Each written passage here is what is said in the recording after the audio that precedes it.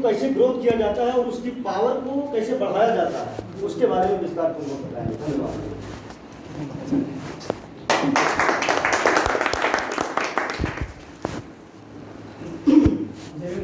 जय भीम।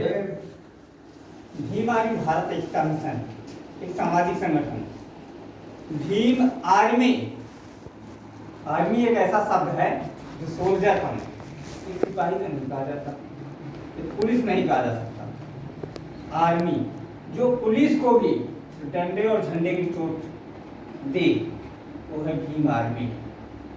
उत्तर प्रदेश के 75 जिले में ऐसा कोई जिला नहीं है। संपूर्ण भारत के प्रत्येक राज्य में भीम आर्मी है। भीम आर्मी का निर्माण सहारनपुर के छोरमलपुर के घड़कोली गांव से हुआ। आखिर हुआ तो सामंतवादी व्यवस्थाओं ने बहुजन समाज को जगह रखा था। सहारनपुर के एक विद्यालय में न छूने का भेदभाव था। बहुजन समाज के किसी भी व्यक्ति, अरे रैया, पासी, जमात, धोबी, रेखा, कुर्मी, हेरा, कोई भी हो जाति, 6743 जातियों के समूह को ही बहुजन समाज कहा जाता। उसमें जो बहुजन समाज है, SC, ST, OBC, अल्पसंख्यक या मुस्लिम कहा जाए, माइनॉरिटी, इनको उस नल को छूने की व्यवस्था नहीं थी। नल में पानी नहीं पी सकते थे। अपने पीने के लिए पानी की खुद की व्यवस्था करनी पड़ती थी। वहीं एक चंद्रशेखर आजाद के बड़े भाई जो भीम आर्मी संस्थापक हैं, भाई चंद्रशेखर आजाद के बड़े भाई ने ये दुस्साहस किया, उन्हें छू लिए, मार हुई। चंद्रशेखर भाई के भाई को मारा गया। इन्होंने समूह बनाया, अपने क्षेत्र के लड़कों को इकट्ठा किया, गए वहां के लड़कों को मारा। ये विद्रोह बढ़ता हुआ एक विशाल रूप ले लिया, जातीय हिंसा का। और यही जातीय हिंसा के कारण भाई चंद्रशेखर आजाद को 16 महीने की जेल हुई थी। आपने भी सुना होगा। वही चंद्रशेखर आजाद जो SC, ST एक्ट के लिए 2017 में 2 अप्रैल को बड़ा आंदोलन किए थे दिल्ली में। एक जगह नहीं, 10 जगह पर किए थे दिल्ली में ही,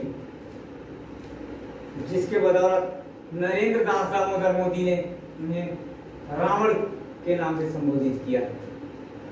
चंद्रशेखर आजाद नहीं, ये रावण है। तब से उन्होंने अपने नाम के पीछे रावण लगाना शुरू किया था। और भीम आर्मी किसी भी दशा में समझौते करने वाला संगठन नहीं है। मैं बेशक अकेला हूं, टुकड़ों में बटा हुआ समाज हुक्मरान नहीं बन सकता। जिस प्रकार माननीय काशीराम साहब ने कहा था, मैं बेशक अकेला चलूंगा, लेकिन 2 गुणों की जरूरत नहीं है।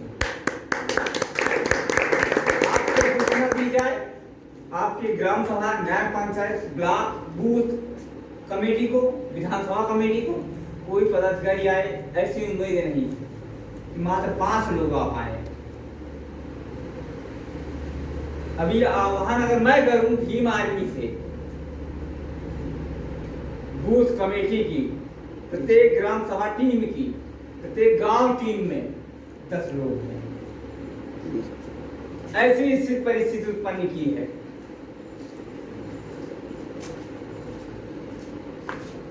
इन 4 वर्षों में मुझे भीम आर्मी जुड़े हुए मुझे 4 वर्ष हो चुके हैं। मैं पूर्व में गवर्नमेंट सर्वेंट था, लेकिन जातीय व्यवस्था को देखते हुए मैंने रिजाइन दिया।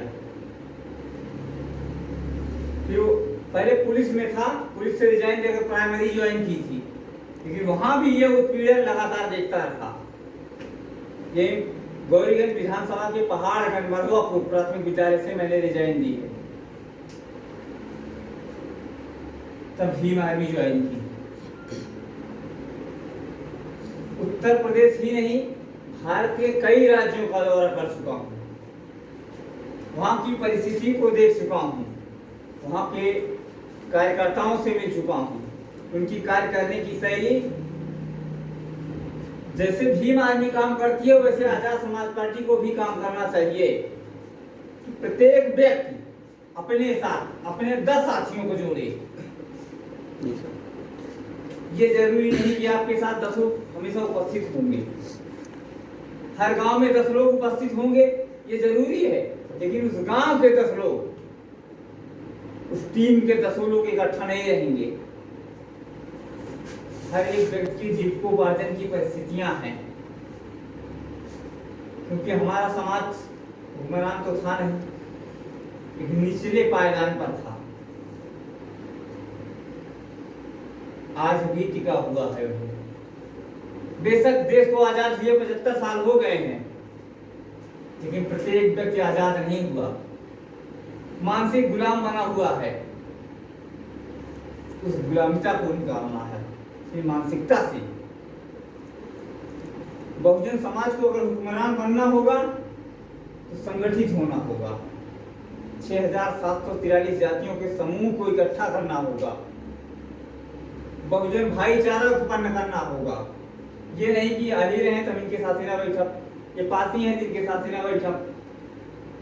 ऐसी व्यवस्था को परित्याग करना होगा, बुद्ध की ओर चलना होगा। बुद्धि बोले तो विवेक, तथागत महात्मा बुद्ध के आदर्शों पर चलना होगा। लेकिन अगर हम बुद्ध को भी मानते हैं तो उधम सिंह को भी जानते हैं, करतार सिंह सरापा को भी जानते हैं और भगत सिंह को भी मानते हैं। इस परिस्थिति में जीना होगा हमें। ये नहीं कि हम गांधी के बंदर बन जाएं, ये चाटा हमारा एक गाल पर तो दूसरा बढ़ा दें, उसका हाथ काट दें।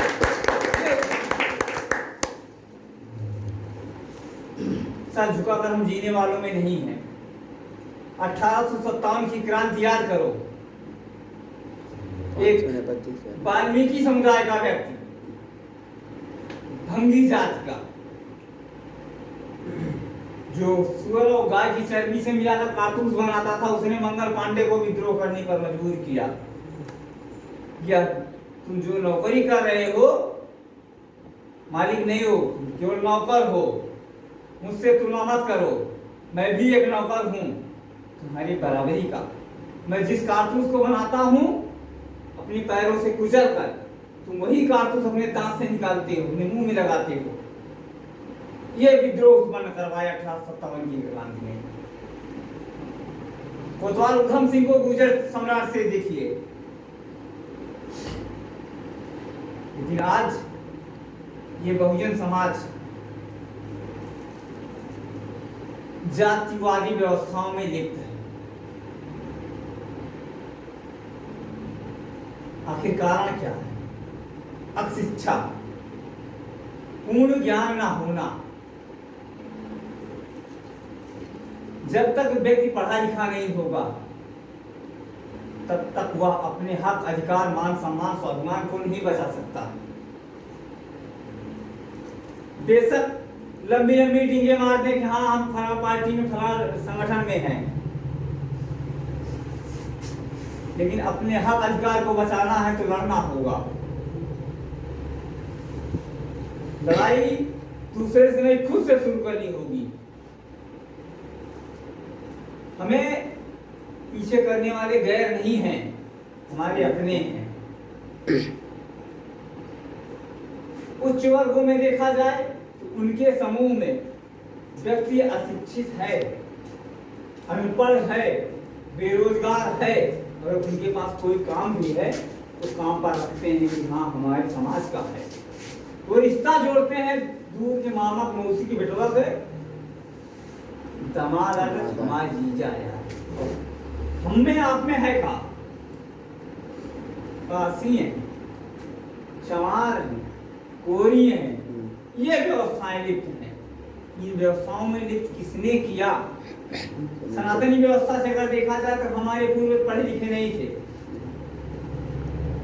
बताया गया कि वाल्मीकि ने रामायण लिख दी, तुलसीदास रामचरितमानस लिख दिए। जब हमारे पूर्वज पढ़े ही नहीं थे तो उन्होंने लिखा कैसे? तर्क किया। हम लोग ऋषि संबुक एक जागरूक व्यक्ति जैसे मैं, आप, कुछ ज्ञान बिना किताबी मिलते हैं, सामाजिक ज्ञान जिसे कहा जा सकता है, उन व्यक्तियों द्वारा अपने समाज को संगठित करने को, उनको ज्ञान देने की व्यवस्था की जा रही थी। लेकिन उसी दौरान जैसे एकलव्य ने द्रोणाचार्य को गुरु दक्षिणा में अंगूठा अपना दान कर दिया, कोई शिष्य और कोई गुरु, गुरु बोले तो पिता तुल्य, सर्वोपरि व्यक्ति चाहेगा कि मेरी संतान अपंग हो जाए। सोचिए द्रोणाचार्य की क्या मनोदशा रही होगी। एकलव्य अर्जुन से बड़ा धनुर्धर बन रहा है,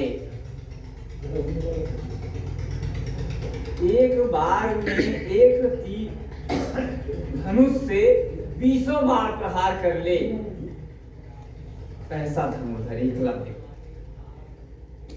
खुद के परिश्रम से, बिना किसी के बताए हुए, बिना किसी के ज्ञान दिए हुए, खुद के परिश्रम से वह इतने बड़े धनुर्धर बने। सनातनी व्यवस्था में भी शूद्र थे। अगर देखा जाए जो कपोल बातें हैं, मनगढ़ंत बातें, इन बातों में भी अगर देखा जाए तो शूद्र थे। क्या उस समय शूद्र राजा नहीं हुआ करते थे कि उनको ज्ञान प्राप्त करने का अधिकार नहीं था? उसी व्यवस्था को परिवर्तन करने के लिए एक महामानव ज्योतिबा फूले, माता सावित्रीबाई फूले, राष्ट्रपिता का नाम दिया जाता है ज्योतिबा फूले साहब को, ज्ञान की ज्योति जलाई। भारत की पहली महिला शिक्षक माता सावित्रीबाई फूले बनी। तो ये दुर्गा, धमसा, काली, भवानी जो है 35 कोट या 33 प्रकार जो भी हैं, इनको नहीं चाहिए था कि अपने निचले पायदान, अपने सेवक को उस योग्य बनाए कि हमेशा मंदिर के बाहर कटोरा लेकर बैठे ना, ये भी हुक्मरान बने। इनको नहीं चाहिए था। उसी बाबा साहब ने, डॉक्टर भीमराव अंबेडकर साहब ने ज्योतिबा फूले की मुहिम को आगे बढ़ाया।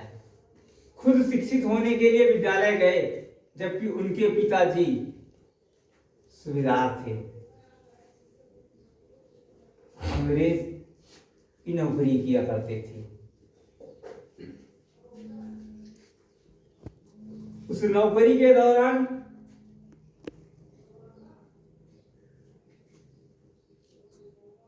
शासक सत्ता में थे, सूबेदार थे, बड़े पद पर थे, आम सिपाही नहीं, एक सूबेदार। आज भी आर्मी में एक बड़ा पद माना जाता है। उस नाते उनका दाखिला तो हो गया, लेकिन उनको विद्यालय में बैठने का अधिकार नहीं था।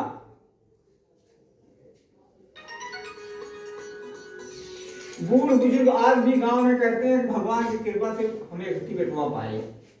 कहा हुआ भगवान नहीं चाहत रहा कि बाबा साहब का विद्यालय में बैठने का अधिकार मिले।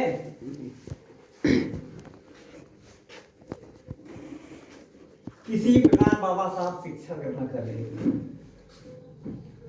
उनके पिता रिटायर हो गए, घर की परिस्थिति डमाडोल, आर्थिक कमजोर तब भी बहुजन समाज था, आज भी है। उस परिस्थिति में सियाजी गायकवाड़ से बाबा साहब के परिवार की मुलाकात हुई। उन्होंने उच्च शिक्षा का प्रावधान लागू तो किया, हाँ जाइए आप पढ़िए, मैं खर्च का निर्वहन करूंगा, उसके बदले आपको मेरे यहाँ नौकरी करनी पड़ेगी। बाबा साहब पढ़ाई प्रारंभ कर दिए। तो वही बंद करो। बीच में शिवाजी गायकवाड़ ने रोक दिया, जो स्कॉलरशिप का प्रावधान जैसा लागू किया था कि मैं उसके बदले दूंगा, कि आपको काम करना है मेरे यहाँ, लेकिन आज नहीं बाद में, वो करना बंद कर दिए। वो वहां से वापस आए। उतने दिन जितना पैसा दिया था उतने दिन उन्होंने, बाबा साहब ने वहां नौकरी की। जिस समय नौकरी की उनका पैसा पेमेंट हुआ, बराबर हो गया, उस समय छत्रपति साहू जी महाराज से मुलाकात हुई बाबा साहब की। उन्होंने दोबारा से प्रावधान लागू किया, ठीक है भीमराव अंबेडकर तुम जाओ पढ़ो, तुम्हारे शिक्षा का मैं पूर्ण निर्वहन करूंगा। तो बाबा साहब विदेश गए, उच्च शिक्षा ग्रहण किए, वहां से पढ़कर आए। यहाँ जब भारत आए तो उनका परिवार महू में नहीं रह गया था, दूसरी जगह शिफ्ट हो गया। अब बाबा साहब को कमरा लेने की जरूरत पड़ी, तो बाबा साहब खुद को शूद्र बनाकर या खुद को शूद्र बताकर कमरा लेते तो मिल नहीं रहा था। उनके साथी सहयोगी ने उन्हें पारसी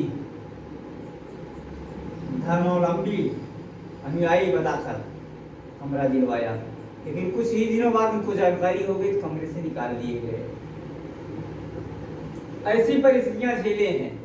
तब उन्होंने एक राजनीतिक विचार रखा, चाहते तो वो बैरिस्टर बने रहते, एक अच्छे पद पर बन जाते।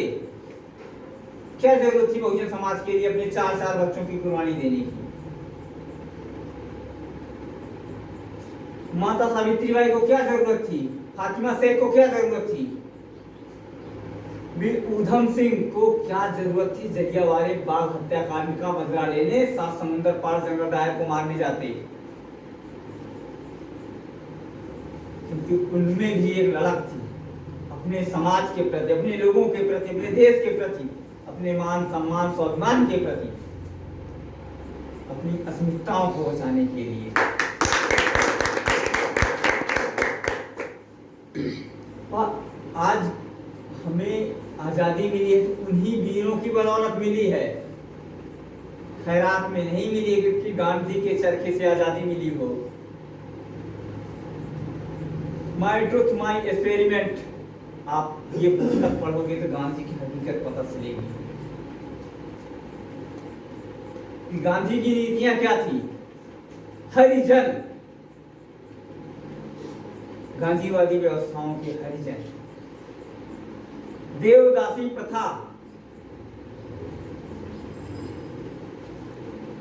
से हरिजन शब्द का उत्पन्न होता है कि उस समय जब मंदिर को दान दी जाती थी लड़कियां, जिनके साथ मठाधीश धर्मावलंबी पुजारी दुराचार करते थे, उनसे उत्पन्न होने वाली संतान ने हरि, एक नहीं हरि जन,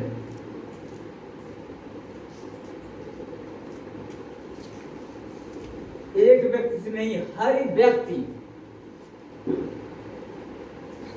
से उत्पन्न होने वाली संतान को हरिजन कहा। सॉरी, मोहनदास करमचंद गांधी ने।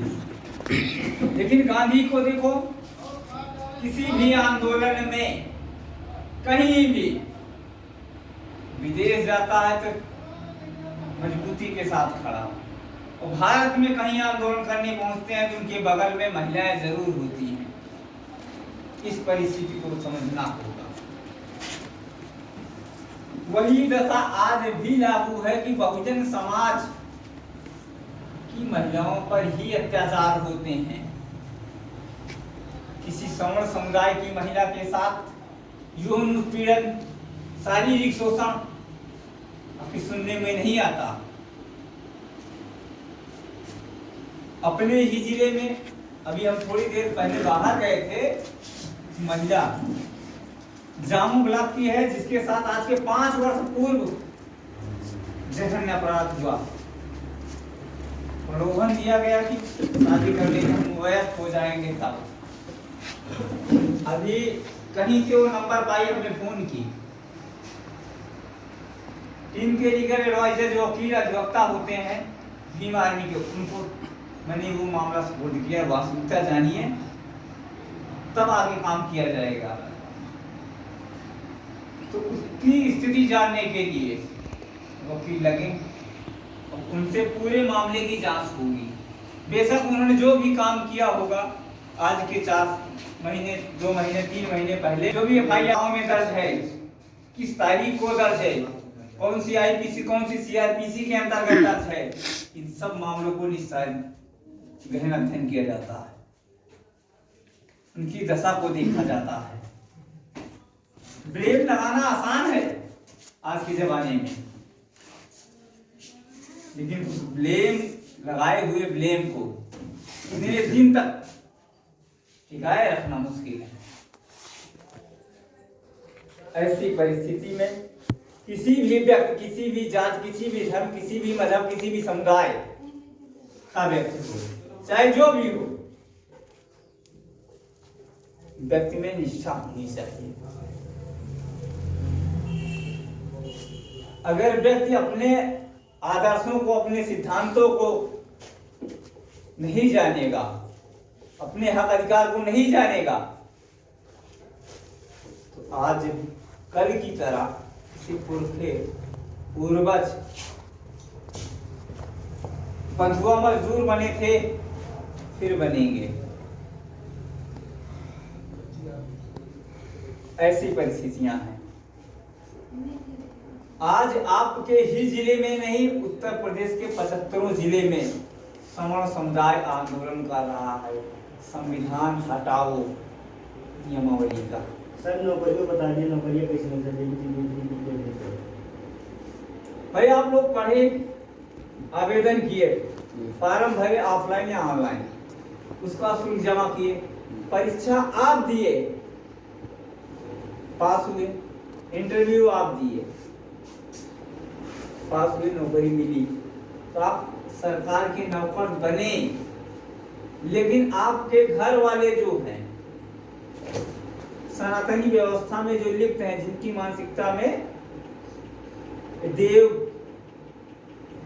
दानव दैत्य घुसे हुए हैं, जिनकी मानसिकता, जो मानसिक गुलाम बने हुए हैं, लोग बताते हैं कि भगवान की कृपा से नौकरी मिल गया। अगर आपका बच्चा पढ़ता ना, एग्जाम न देता, आप उसकी पढ़ाई के लिए, शिक्षा के लिए खर्च, निर्वाहन, आवाहन ना करते, तो वो नौकरी पा जाता। संविधान का अधिकार मिला है।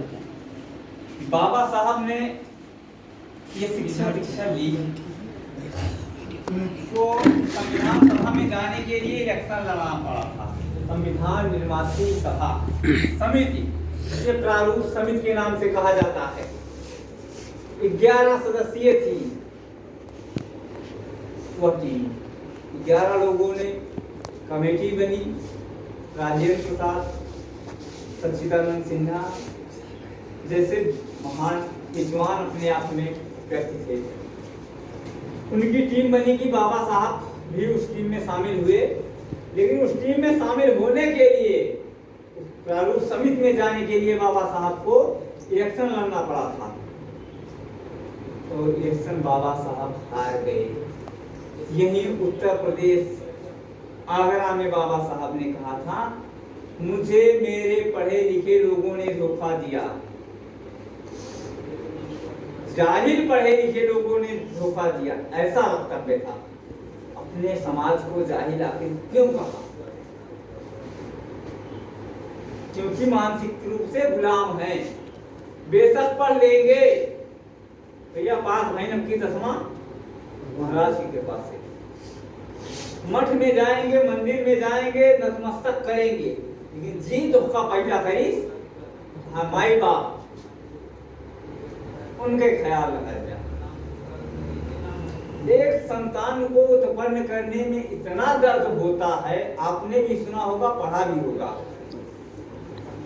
इतने में पुनर्जन्म होता है। संतान की उत्पत्ति हुई, आप उनका ख्याल अपने दिमाग से निकाल दिए, अपने जहन से भुला दिए। तब बाबा साहब को संविधान सभा में जाने के लिए पश्चिम बंगाल की सीट से इलेक्शन लड़े और वहां से गए। तब बंटवारा हुआ, बाबा साहब पाकिस्तान हो गए पूर्वी। तो अब होगा क्या, क्योंकि 15 अगस्त 1947 को भारत आजाद हुआ और 14 अगस्त 1947 मध्य रात्रि को पाकिस्तान डिवाइड हुआ। उसी संविधान सभा में बाबा साहब जाने के लिए वहां से रिजाइन दिए, पुनः इलेक्शन लड़े, जीते, संविधान सभा में गए। 2 वर्ष 11 माह 18 दिन उस संविधान को निर्माण करने में लगा। बाबा साहब ने अपने हाथों द्वारा, अपने टाइपराइटर से संविधान को तैयार किया। दुनिया के तमाम देशों के समूह का एक संग्रह, सबसे बड़ा ग्रंथ जिसे कहा जाता है वह है हमारे लिए हमारा संविधान। वेद, पुराण, भगवत गीता, उपनिषद ये हमारे लिए कुछ नहीं। इसमें हमें अधिकार नहीं मिले, हमें इक्वलिटी नहीं मिली, हमें एलिजिबिलिटी नहीं मिली। आखिर क्यों नहीं मिली? क्योंकि हमें गुलाम बनाया रखा जाता था और फिर से वही दशा चल रही है, गुलामी की ओर अग्रसर करने को।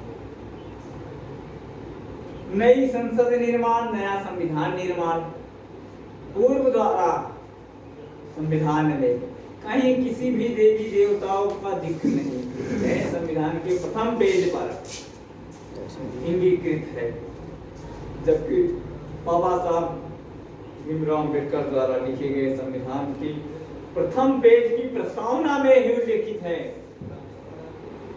हम सब लोग,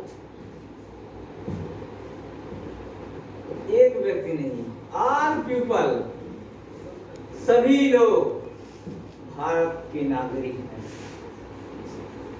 जितने भी लोग हैं भारत में रहने वाले,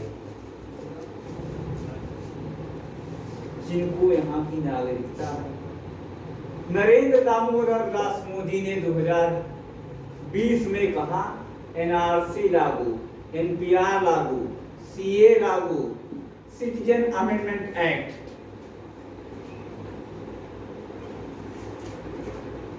नागरिकता संशोधन बिल 100 साल पुराना रिकॉर्ड। भाई हमारे पूर्वज तो पढ़े नहीं थे, न उनके पास संपत्ति थी, न उनके पास शिक्षा थी। यह व्यवस्था कहां से? हम अपना अधिकार आधार अब बना है, वोटर आईडी अब बनी, हम 100 साल पुराना कहां से दिखाएं? विनोबा भावे भूमि अधिग्रहण अधिनियम, भूमि दान की नीति से तो हमें भूमि मिलना शुरू हुआ। फिर देश आजाद होने के बाद आवासीय पट्टा, कृषि पट्टा मिलना शुरू हुआ। तब हमारे पास दस्तावेज थे नहीं। आजादी के बाद के दस्तावेज, मात्र देश को आजाद हुए 75 वर्ष हुए हैं, जबकि 100 साल पुराना दस्तावेज देना है। उसी 100 साल पुराने दस्तावेज को लेकर मैं आज भी भारत सरकार, वर्तमान बीजेपी सत्ताधारी सरकार से एक एप्लीकेशन दिया कि मैं तब तक कोविड-19 का इंजेक्शन नहीं लगवाऊंगा जब तक आप मुझे सिद्ध नहीं कर देते कि मैं इस देश का नागरिक हूं। मुझे मरना मंजूर है, लेकिन दस्तावेज मेरे पास नहीं है। तो मेरे साथ ही मेरे समाज में हजारों लोग ऐसे हैं जिनके पास दस्तावेज नहीं है। वो हमें दस्तावेज देंगे तो हम इंजेक्शन लगवाएंगे।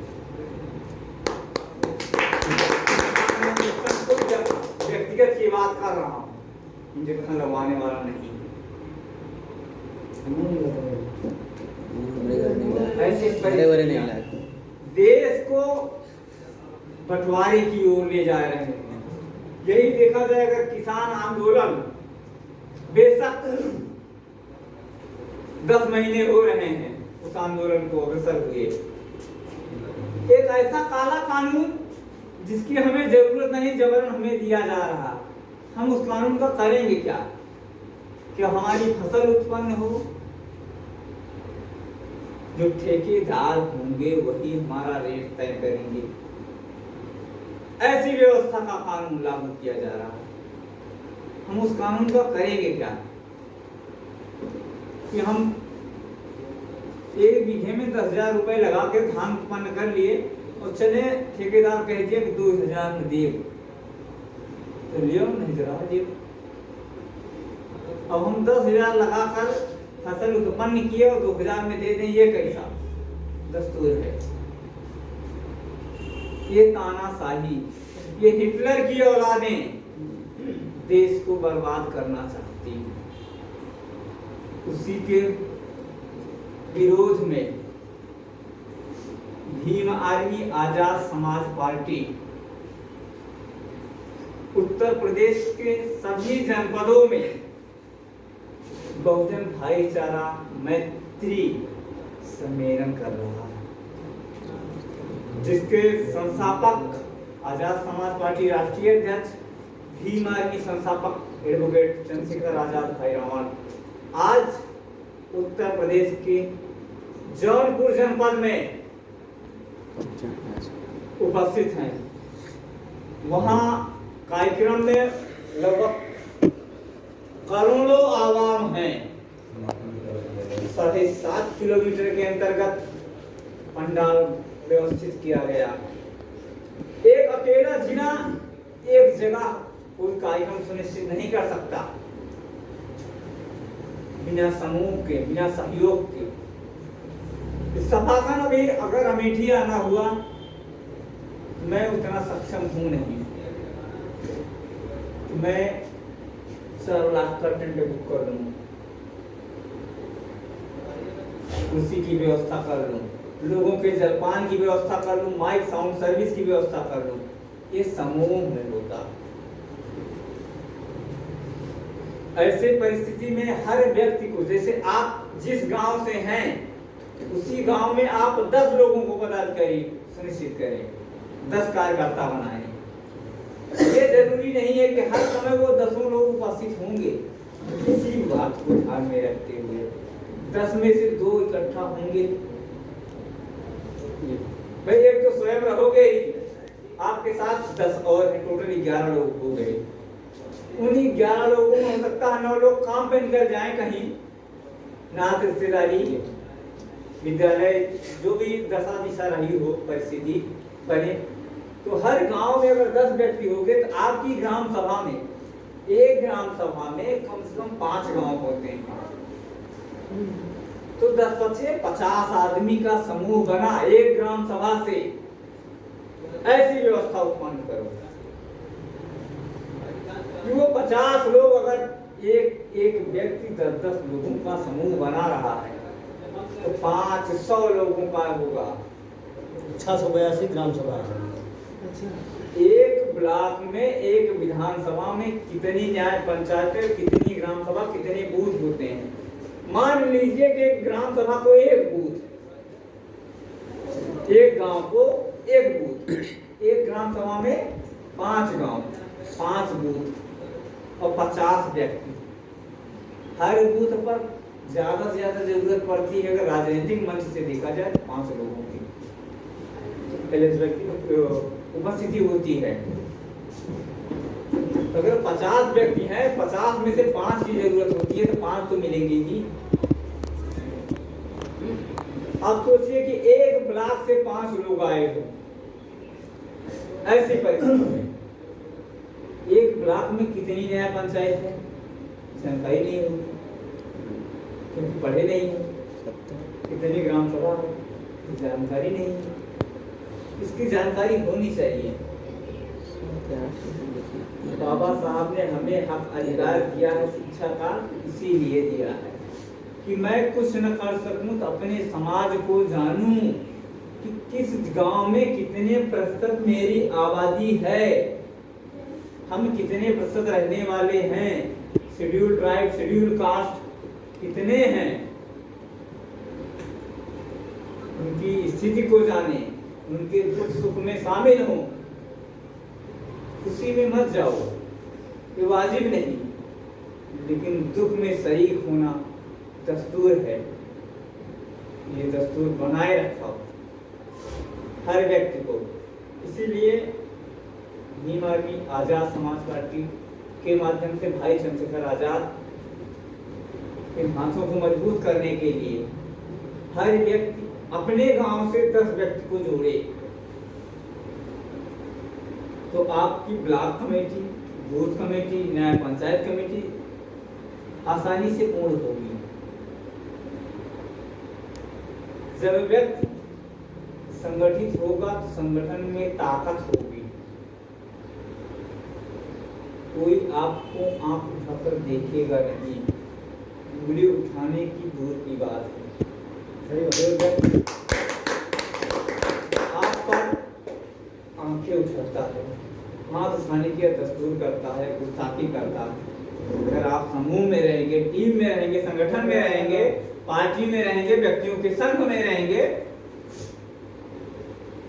उस हाथ को घर से अलग करने का आसानी से काम करेंगे।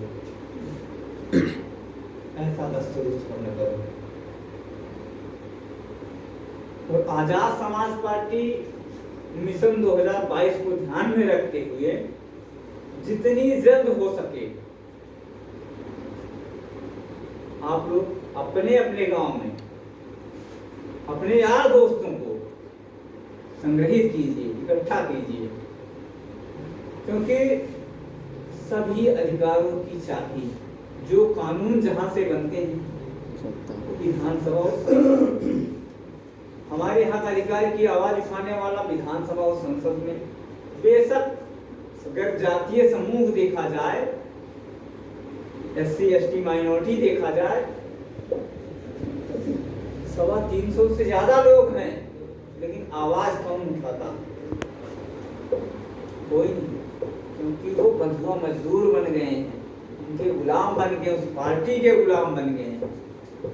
अभी हाल ही में पंजाब से एक कांग्रेस की सरकार में शूद्र समुदाय चन्नी को मंत्री बनाया गया। जब भी 18 तारीख को उनके 30 दिन का कार्यकाल हुआ, 30 दिनों में उन्होंने 2 बार रिजाइन देने तक की नौबत आई। सोचिए कि कोई व्यक्ति मुख्यमंत्री हो गया दूसरी पार्टी से, लेकिन वो स्वतंत्र रूप से काम करना चाहता है, लेकिन काम नहीं करने दिया जाता।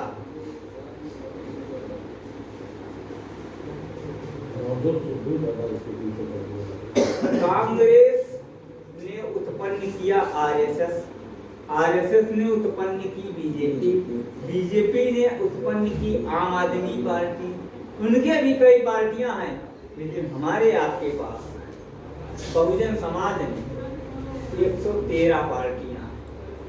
सोचिए, चुनाव निशान खटिया, नलका, ताला, चाबी, छाता, सब, लेकिन इनका वजूद नहीं, इनका प्रतिनिधित्व नहीं। हम आपके पास एक नया विकल्प है। माननीय काशीराम साहब ने BSP बनाई थी, उनके जाने के बाद वो सवर्ण पार्टी बन गई। बाबा साहब डॉक्टर भीमराव अंबेडकर ने API बनाई थी, उनके जाने के बाद वो पार्टी बनी। अब माननीय काशीराम साहब बहुजन महानायकों या संतों, गुरुओं, महापुरुषों की विचारधारा लेकर चलने वाले भाई चंद्रशेखर आजाद ने आजाद समाज पार्टी काशीराम का निर्माण किया। आखिर क्यों किया? क्योंकि हमारे पास हमारे हक अधिकार बनाने वाले कोई थे नहीं। हमारे हक अधिकार की बात उठाने वाले विधानसभा में, संसद में कोई नहीं। तो हम गांव से, अपने मोहल्ले से, गांव से, जिले से, विधानसभा से, क्षेत्र से व्यक्ति को इलेक्शन लड़ाएंगे। पैसा ही सब कुछ नहीं होता, क्योंकि हमारी आबादी 85% है। बहुजन समाज की ऑल पॉपुलेशन 85% 85% है। अगर ये बहुजन समाज राजनीतिक हस्तक्षेप पर उतारू हुआ तो देश की काया पलट देगा। अभी बताया जा रहा था कि वो पार्टियां उच्च हैं, ये गलत है, क्योंकि उनकी आबादी 15% है, वो उच्च कैसे हो सकते हैं? हम एक बड़ी आवाम हैं, हमारे पास बहुत सी संख्या है, हम नीचे से प्रथम नंबर पर हैं, क्योंकि हम अरे लोग एक पौधा, एक साड़ी 500 1000 पर बिकने वाले हैं। एक बीडीसी बनाने के लिए, एक बीडीसी के इलेक्शन में आप पैसा लेते हैं। जिस दिन आप स्वतंत्र भाव से समर्थन किए, व्यक्ति का बीडीसी बना आपके वार्ड से, आप उसे जबरन कह सकते हैं कि मेरे यहाँ से ये कच्चा रास्ता बनवाओ, डंके की चोट पर कह सकते हो। लेकिन आप अगर उसी क्षेत्र के प्रत्याशी से पैसा लिए हो तो क्या होगा? उसी गांव के ग्राम सभा प्रधान प्रतिनिधि को किस बात से काम करवाओगे? किसी व्यक्ति की मृत्यु हो जाती है, एक मृत्यु प्रमाण पत्र पे साइन करवाने तक के लिए प्रधान नौटंकी करेगा। बेशक वो 5 साल के लिए अपने आप को हुक्मरान बना है, राजा बना है, वो भी भूल जाता है कि मैं 5 साल बाद फिर वही कर लूंगा। इसीलिए आजाद समाज पार्टी का निर्माण हुआ कि हमारे हक अधिकार, हमारी दशा दुर्दशा को जानने वाले व्यक्ति जब वहां पहुंचेंगे, हमारे समाज की बात जानने वाले व्यक्ति विधानसभा में पहुंचेंगे, संसद में पहुंचेंगे, तब हमारे हक अधिकार पर भी सवाल उठेगा और हमारे लिए भी कानून बनेंगे, विधेयक पारित होंगे, तब हम हुक्मरान बनेंगे। ऐसे हुक्मरान बनने वाले नहीं। और उनको हुक्मरान बनाने के लिए सामाजिक संगठन भीम आर्मी का निर्माण है। डंडे और झंडे की चोट पर समाज के साथ खड़े, न्याय दिलाने के लिए, हक अधिकार दिलाने के लिए। आज पूरे भारत में देखा जाए इस दशा को,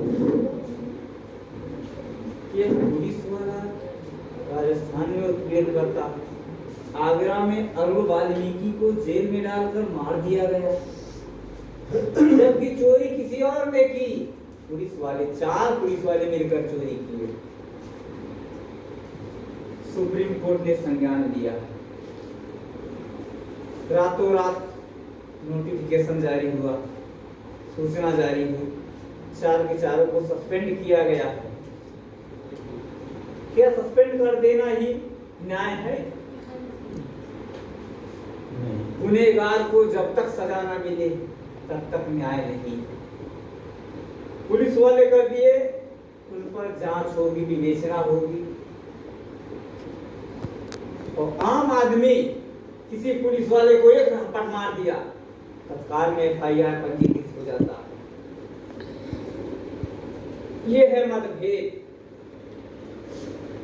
जबकि इंडियन कॉन्स्टिट्यूशन, भारतीय संविधान, इक्वलिटी ऑफ ऑल पर्सन,